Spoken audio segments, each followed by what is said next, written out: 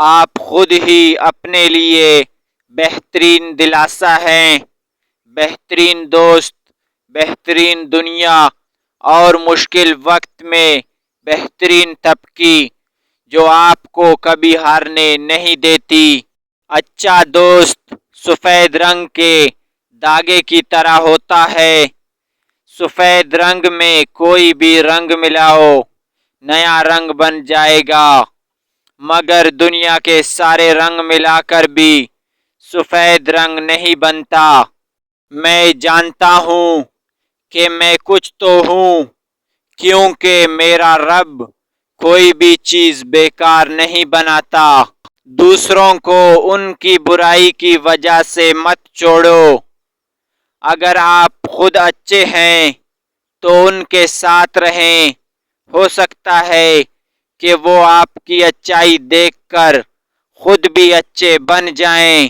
شریعت کی پابندی ہے، ورنہ امیر لوگ اپنے حصے کی نمازیں بھی غریب کو اجرت دے کر پڑھواتے۔ اپنی زبان کی تیزی اس ماں پر مت چلاؤ جس نے تمہیں بولنا سکھایا۔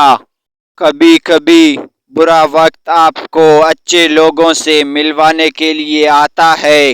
ظالم کے ظلم سے نہیں بلکہ صابر کے صبر سے ڈرو، کیونکہ اللہ صبر کرنے والوں کے ساتھ ہے۔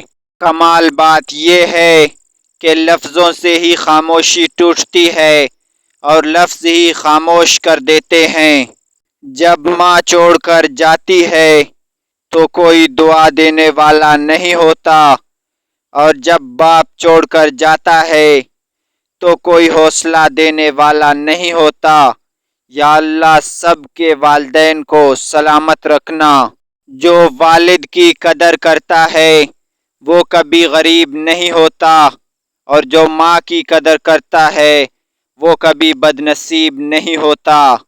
دولت اور عہدے انسان کو عارضی طور پر بڑا کرتے ہیں، لیکن انسانیت اور اچھا اخلاق انسان کو ہمیشہ بلند درجے پر رکھتا ہے۔ باپ کا احترام کرو تاکہ تمہاری اولاد تمہارا احترام کرے۔ باپ کی عزت کرو تاکہ اس سے فیضیاب ہو سکو۔ باپ کا حکم مانو تاکہ خوشحال ہو سکو۔ باپ کی سختی برداشت کرو تاکہ باکمال ہو سکو۔ باپ کی باتیں غور سے سنو تاکہ دوسروں کی نہ سننی پڑے۔ انسان پر رزق کی بندش کی دو وجوہات ہیں: رزق دینے والے یعنی اللہ کے علاوہ کسی اور سے رزق مانگنا، اور محنت و مشقت سے دل چرانا۔ اگر تمہیں دنیا کے ہر انسان نے چھوڑ دیا ہے تو فکر نہ کرو، تمہارے ساتھ اللہ ہے۔